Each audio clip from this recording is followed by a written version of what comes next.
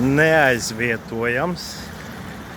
Kur tu esi neaizvietojams? Kas ir tās vietas, lietas,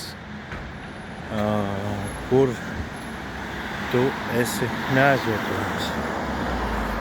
Šī tāda, man liekas, jaudīga doma, jo arī savā ziņā tas var aizvest pie tavu, varbūt, dzīves moto vai tās esencijas, kas tev tagad dzīvē būtu jādara. Ja tu saproti, kur tu esi neaizvietojams. Un savā tādā realitātē es saprotu, svarīgākais pirmais, protams, ģimenē tev neviens neaizvietos. Un tad ir, kā tu tur realizējies. Un cik tu ieliec laiku tenī. Un tad nākamais tāds svarīgākais, man liekas, ir aicinājums.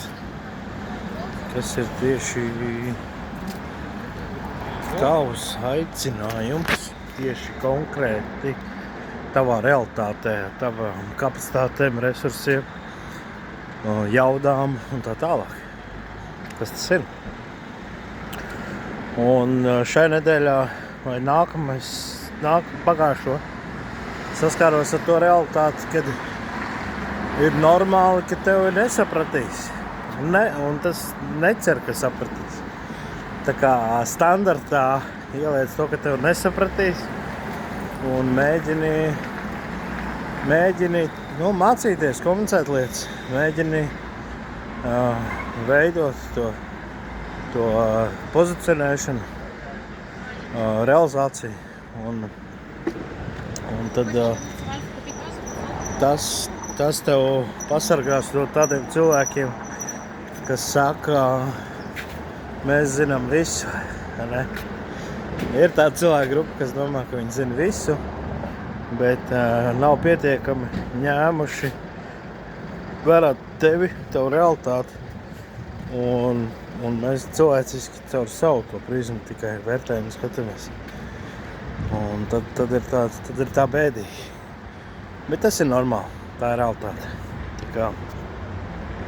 Tā kā tur neko baigi nevar darīt. Vienīgais, ko tu vari darīt, ir pieņemt to realitāti. Ka normāli, jaunais normālais ir, ka tevi nesaprot. Un ka tev nav tā ekspektācija, ka tev sapratīs, tev ir daudz vieglāk.